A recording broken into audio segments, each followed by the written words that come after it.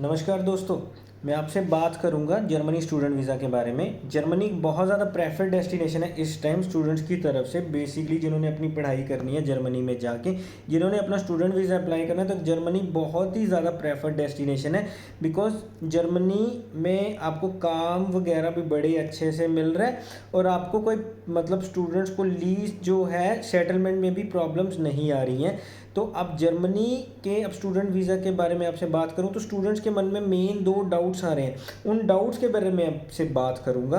तो इस वीडियो में आगे बढ़ने से पहले आप इस वीडियो को लाइक कर दो, शेयर कर दो ज़्यादा से ज़्यादा लोगों के साथ। ये वीडियो ज़्यादा से ज़्यादा लोगों के पास पहुंचनी चाहिए बिकॉज ये उन स्टूडेंट्स के लिए बहुत ज़्यादा ज़रूरी है जिनका जर्मनी का स्टूडेंट वीज़ा का प्रोसेस चल रहा है या फिर उन्होंने अपना जर्मनी का स्टूडेंट वीज़ा अप्लाई करना है।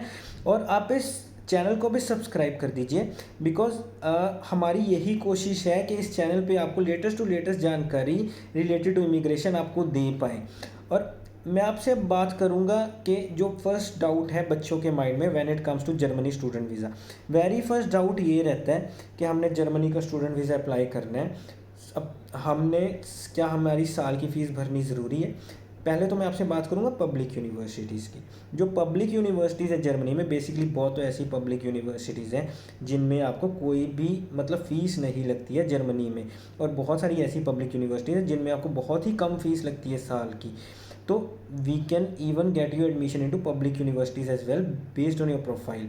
तो एक पब्लिक यूनिवर्सिटीज़ में तो वो कॉन्सेप्ट ही ख़त्म हो जाता है फ़ीस का काइंड ऑफ। अब कमिंग टू प्राइवेट यूनिवर्सिटीज़, अब प्राइवेट यूनिवर्सिटीज़ में फ़ीस कितनी होती है तो मैं आपको बता दूं कि मतलब काइंड ऑफ 7,000 यूरो से 6,000 यूरो से या 5,000 यूरो से भी लेके आपकी 20,000 यूरोस तक अगर आपकी फ़ीस आ रही है साल की।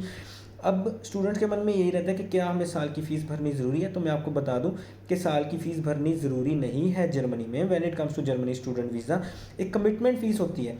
कमिटमेंट फ़ीस कितनी होती है? जैसे 2,000 यूरो, 2,500 यूरो, 3,000, 3,500, 4,000, ये कमिटमेंट फ़ीस देती है यूनिवर्सिटी। आप कमिटमेंट फ़ीस भर के आपको एक लेटर ऑफ एक्सेप्टेंस मिल जाएगा जो आप अपने मतलब वीज़ा प्रोसेस के लिए यूज़ कर सकते हैं।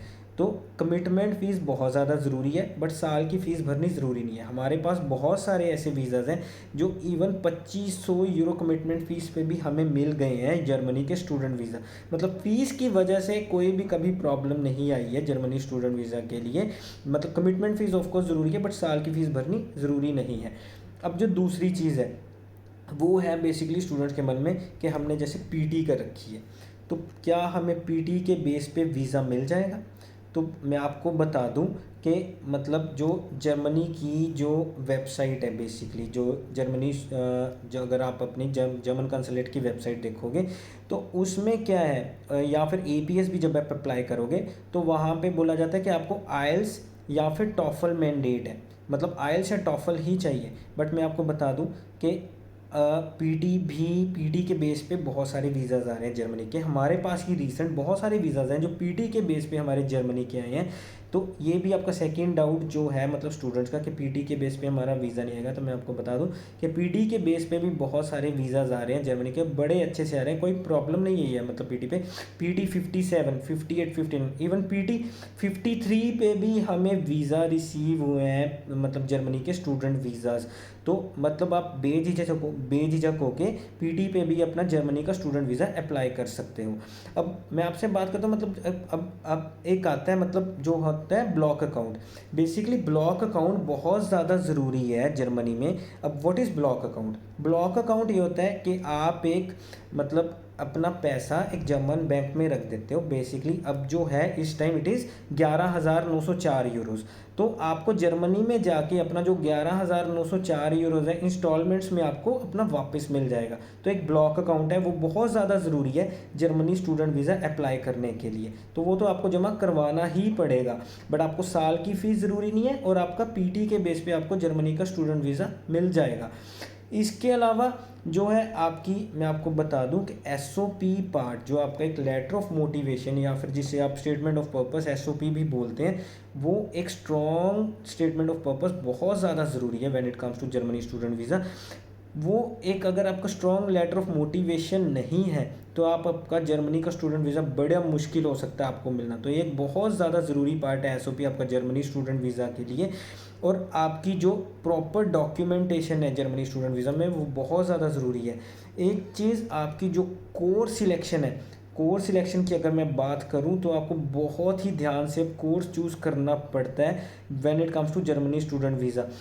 हमारे पास बहुत सारे ऐसे रिजेक्शन लेटर्स आए हैं बाहर से जो मतलब हमने देखे हैं, उसमें कोर्स सिलेक्शन का लिखा हुआ है कि आपका कोर्स सही नहीं था, अच्छे से डिफाइन नहीं था एसओपी में।